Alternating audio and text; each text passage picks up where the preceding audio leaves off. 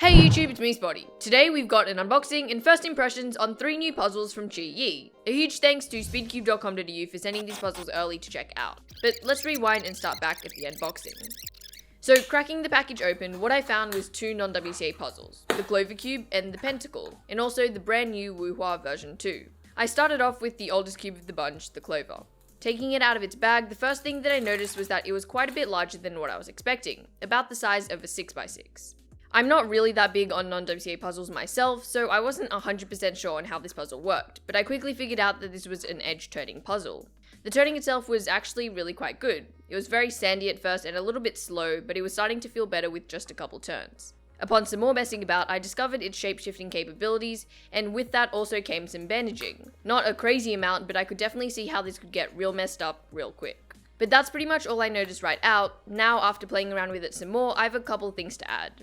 Firstly, I haven't figured out how to solve it yet. Looking at it, the puzzle doesn't seem that difficult, but it's unlike any puzzle I've solved before. But anyways, I'll quickly scramble it up to show you what it looks like fully scrambled, and then we'll move on to the next puzzle. Alright, this is it. It's a very cool puzzle, it's just not really my thing. The next one is something that I think is really interesting though.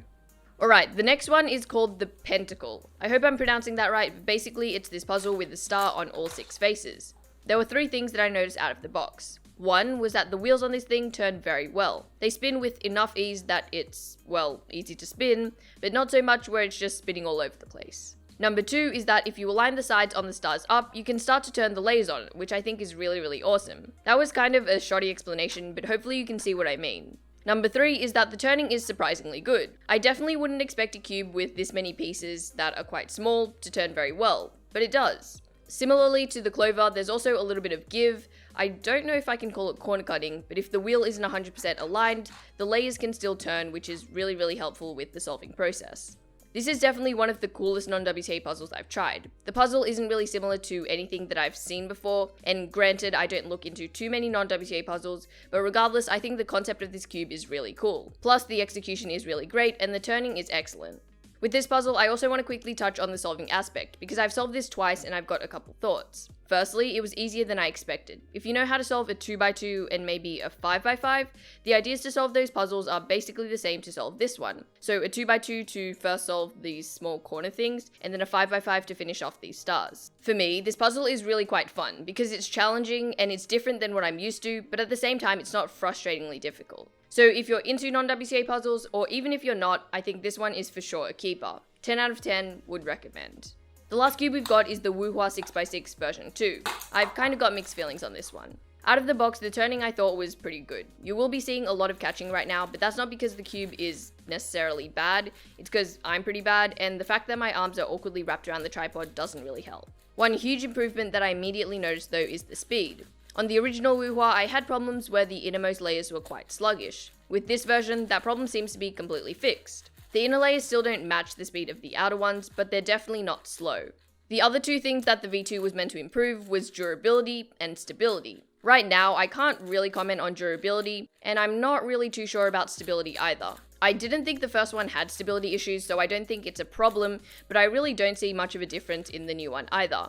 As far as the feeling goes, they're actually very similar. The new one is just a little bit more crispy, and the plastic doesn't feel as soft. So overall, I really like the cube so far, but doing algs and randomly turning only tells half the story. What's also important is how it fares for solving.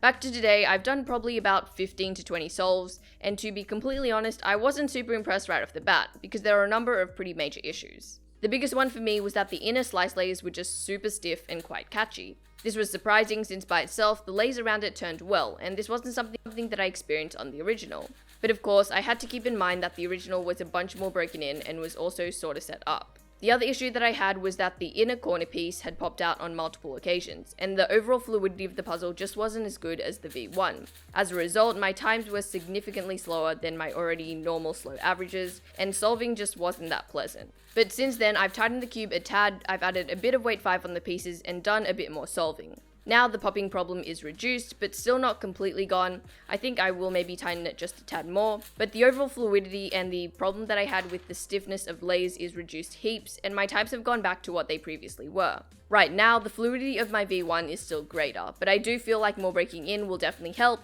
and I'm excited to see how this gets with more solves and proper setup. One last thing, those pesky 6x6 lockups still happen.